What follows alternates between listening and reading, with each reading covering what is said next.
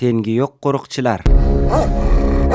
O'ta vajohatli ko'rinish va baquvvat jag'lar sohibi. Zubы это сабли. Bo'rilarning haqiqiy kushandasi.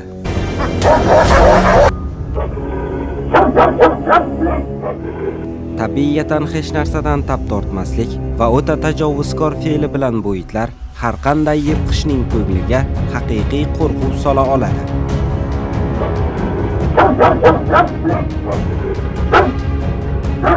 Assalomu alaykum qadrdon muxlis. Ayni daqiqalarda diqqatingiz markazida Hammaga qiziq kanali va bugungi videoroligimizda yer yuzidagi eng ulkan itlar, bo'ribosar nomi bilan atalguvchi itlar haqida ma'lumotlarni yetkazishni o'zimizga maqsad qildik.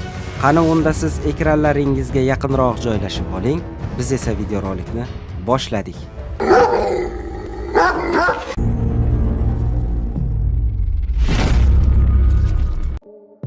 Butun dunyoda itlarning har xil turga mansub zotlari juda ham ko'p bo'lib, bular oddiy laycha itlardan tortib, dahshatli jangchi, qo'riqchi itlar turlariga ham bo'linadi. Lekin butun yer yuzida ko'pchilik insonlarning hurmati va e'tiboriga sazovor bo'lgan itlarning zoti bu bo'ribosar itlaridir. Tabiatan o'ta ulkan va dovyurak bu itlar o'zining dahshatli ko'rinishi bilan har qanday yurakka qo'rquv sola oladi. Bo'ribosar itlar haqida so'z borganida albatta ko'pchiligimizning ko'zimizni oldida birinchi o'rinda alabay itlari kelishi aniq. Shu sababdan ham keling, bugungi videoroligimizni ham aynan shu it zotlari bilan boshlasak. Alabaylar yoki O'rta Osiyo ovcharkalari asl kelib chiqish vatani Turkmaniston hisoblangan bu ulkan itlar o'zining o'ta intellektualligi, tajovuzkorligi va qo'rqmas fe'li bilan butun yer yuziga mashhur. Alabaylarning tarixiga qaraydigan bo'lsak, bu itlar taxminan 4000 yillar oldin paydo bo'lgan bo'lib, hozirgi kungacha hech qanday o'zgarishsiz yetib kelgan itlardan biri hisoblanadi. Va asl zotli alabaylarning tabiiy fe'li ham biroz og'irroq bo'lib, yangi boshlovchilar uchun bu itlar aslo tavsiya qilinmaydi. Alabaylar o'zining ulkan tanasi va jismoniy baquvvatliligiga monand juda yoshligidan o'ta ko'p jismoniy mashg'ulotlarni talab qiladi. Bundan tashqari bu turdagi itlar egasi tomonidan bo'ladigan qo'pol muomalaga aslo ko'nika olishmaydi. Alabaylar tabiatan o'ta ulkan itlar bo'lib, ularning yerdan balandligi o'rtacha 75-80 sm gacha. Ba'zi hollarda esa 1 metrdan ham oshiqroq bo'ladi. Bunaqangi ulkan itlarning o'rtacha vazni esa 55-60 kg. Ko'pgina holatda bu turdagi itlarning 100 kg dan ham oshiqroq vakillarini uchratish qiyin emas. Alabay itlari tabiatan qo'riqchi itlar bo'lib, ular uzoq qadimdan insonlarga, ularga tegishli bo'lgan hududlarni va ularning chorva mollarini hattoki joni evaziga qo'riqlab kelishgan. Hurmatli muxlis, agar ushbu ulkan itlar haqida sizga yanada ko'proq ma'lumotlar qiziq bo'lsa, yuqorida chiqib turgan videoroligimiz orqali bularning hammasini bilib olishingiz mumkin. Bizda esa navbatdagi bo'ribosar Pireneya bo'ribosarlari.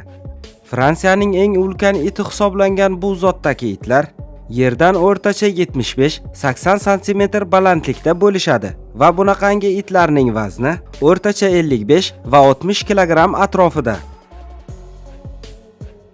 Pireneya bo'ribosarlari tabiatan cho'pon itlari bo'lib, ular o'zlari yashaydigan uyida o'zini juda ham sokin va bosiq tutishadi. Lekin qarangki, qo'ylar atarini qo'riqlash uchun dalaga chiqqanida bo'ribosarlarning uyida dam olayotganidagi sokinligi va bosiqligi o'rnini har qanday begonalarga ishonchsizlik va o'ta tajovuzkor fe'l egallaydi.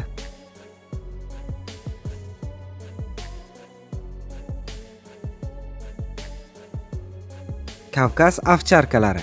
Kavkaz xalqining haqiqiy faxriga aylanishga ulgurgan bu itlarning haqiqatda ulkanligiga o'zingiz baho bering.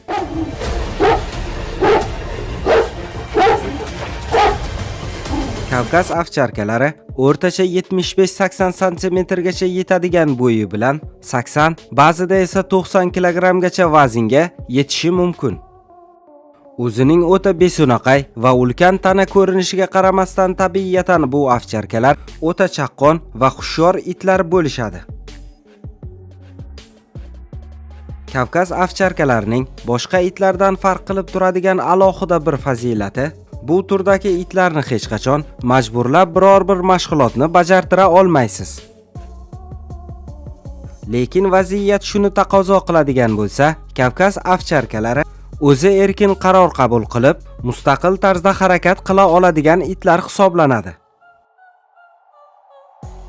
Kavkaz ovcharkalarida tabiiyatan qo'riqchilik instinkti shu qadar kuchliki, bu itlarni hech kim hech qachon har qanday yo'l bilan o'zi tomonga ag'darib ola olmaydi.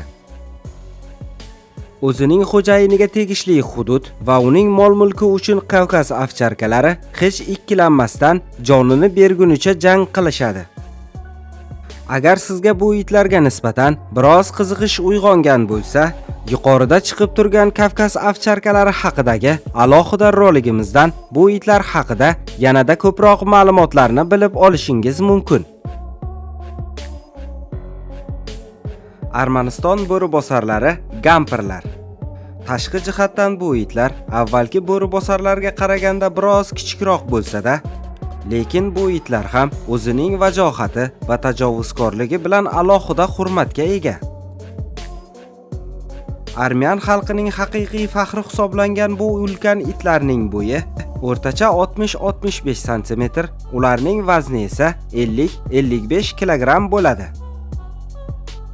Umuman qo'rquv hissi begona bo'lgan gamperlar aslida tabiiyatan o'ta xushchaqchaq va o'yinqaroq itlar.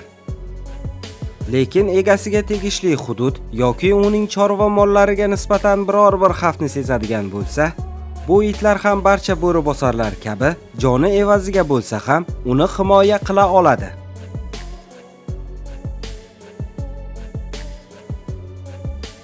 Kangal o'zining ulkan tanasi va o'ta vajohatli ko'rinishi bilan ko'pchilikning hurmatiga sazovor bo'lgan bo'ribosar itlardan biri. Asl vatani Turkiya hisoblangan va hozirgi kunda Turkiya davlatining milliy iti hisoblangan bu ulkan itlar haqiqatda o'ta baquvvat va ulkan bo'ladi. Odatda kangallarning bo'yi 70-80 cm atrofida bo'lib, ularning o'rtacha vazni 65-70 kg. Lekin bu turdagi itlarning ba'zilari 90 kg gacha ham yetishi mumkin.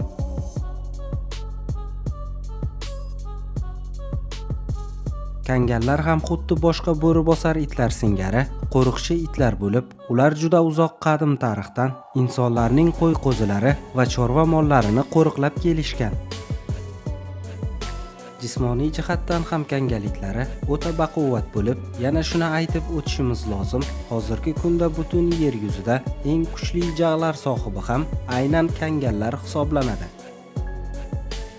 Aziz do'stlar, agar sizlarga kangallar haqida yanada ko'proq ma'lumotlar kerak bo'lsa, u holda yuqorida chiqib turgan videoroligimizdan buni bilib olishingiz mumkin. Ko'pgina qiziquvchi do'stlarimiz uchun yana shuni aytishimiz joiz. Biz avvalida aytganimizdek, kangallar Turkiya davlatining milliy iti hisoblanadi va bu itlarni Turkiya chegarasidan olib chiqib ketish qonun bilan chegaralangan. Agar omadingiz kulib, kangal kuchukchasini Turkiyadan olib ketishning imkoniyati tug'ilsa-da, bu itlar faqatgina ko'paytirmaslik sharti bilan beriladi. Bugungi videoroligimiz orqali yer yuzidagi eng ulkan va bo'ribosar nomi bilan atalguvchi itlar haqidagi ma'lumotlarni siz azizlarga to'liq va tushunarli holatda yetkazib bera oldik degan umid bilan videoroligimizga yakun yasaymiz. Shu o'rinda siz azizlardan so'ramoqchi bo'lganimiz, sizga yana qanday it zotlari haqida ma'lumotlar qiziq? Siz albatta kommentariyada yozib qoldiring. Biz esa keyingi videoroliklarda ushbu ma'lumotlarni ham sizga yetkazishga harakat qilamiz. Keyingi videoroliklargacha eson-omon bo'lishingizni yolg'iz yaratgandan so'rab, siz azizlar bilan xayrlashamiz. Hammaga qiziqda qoling. Bundan da qiziq ma'lumotlar hali oldinda.